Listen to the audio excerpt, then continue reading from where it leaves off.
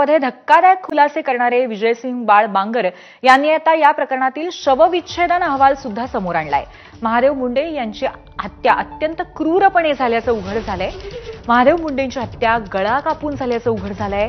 त्यांच्या तोंड, मान, हातावरती 16 वार होते, त्यामुळे अतिरक्तस्राव होऊन त्यांचा मृत्यू झालाय।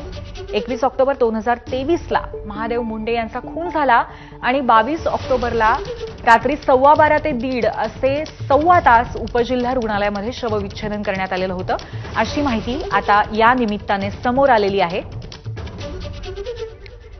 आपले प्रतिनिधी स्वानंद पाटील आपल्याला या संदर्भात अधिक माहिती देतील। स्वानंद, पूर्वी आपण बघितलं तर महादेव मुंडे यांची हत्या होऊन 21 महिने उलटले आहेत आणि यानंतर आज प्रथमच त्यांचा जो शवविच्छेदन अहवाल आहे हा समोर आलाय।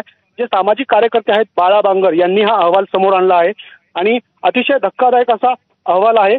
आपण जर बघितलं तर एकूण 16 वार या महादेव मुंडे यांच्या शरीरावर असल्याचं सांगण्यात आलंय।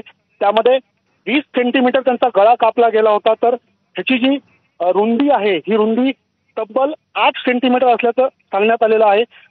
त्यानंतर आपण बघितलं तर ज्यांची श्वसन नलिका जी आहे ही देखील या हल्ल्यामध्ये म्हणजे या खुनाच्या वेळेला कापली गेली होती, त्यामुळे त्यांचा मृत्यू झाल्याची नोंद देखील या ठिकाणी करण्यात आलेली आहे।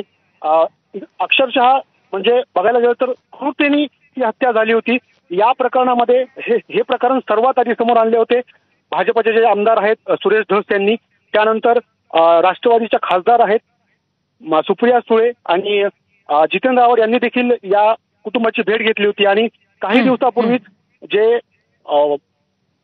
मराठा योद्धे आहेत मनोज जरांगे पाटील यांनी कुटुंबाची भेट घेत आम्ही तुमच्या न्यायाच्या लढाईत सोबत असं सांगितलं होतं आणि त्यानंतरच हा अहवाल धक्कादायक अहवाल समोर आला आहे। आता नेमकी या अहवालानंतर पोलीस प्रशासन काय ऍक्शन घेते, कारण अद्यापही या प्रकरणात एकही आरोपी ताब्यात घेतलेला नाही किंवा निष्पन्न झालेला नाहीये पूर्वी। नक्कीच धन्यवाद स्वानंद, आपण दिलेल्या माहितीबद्दल। अजूनही या प्रकरणामध्ये कोणालाही अटक झालेली नाहीये, त्यामुळे महादेव मुंडेंच्या पत्नी सुद्धा सातत्याने अशी मागणी करतायत। अत्यंत भीषण असे तपशील आता समोर येत आहेत शवविच्छेदन अहवालातनं।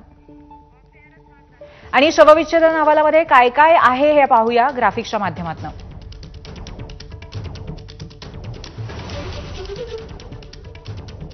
गळ्यावरती 20 सेंटीमीटर लांब, 8 सेंटीमीटर आणि 4 सेंटीमीटर रुंद असा वार करण्यात आलाय आणि या वारामुळे पूर्णपणे गळा कापला गेला होता। गळ्यावरती समोरून वार केल्यामुळे श्वसन नलिका कापली गेली आणि रक्तवाहिनीही फुटली। महादेव मुंडेंच्या मानेवर उजव्या बाजूला 4 वार होते आणि तोंडावर गालापर्यंतही 1 वार होता। उजव्या हातावरती 3, डाव्या हातावरती 3 वार असल्याचंही उघड झालंय। एकंदरीतच अत्यंत क्रूरपणे अनेक वार करून त्यांची हत्या करण्यात आली होती।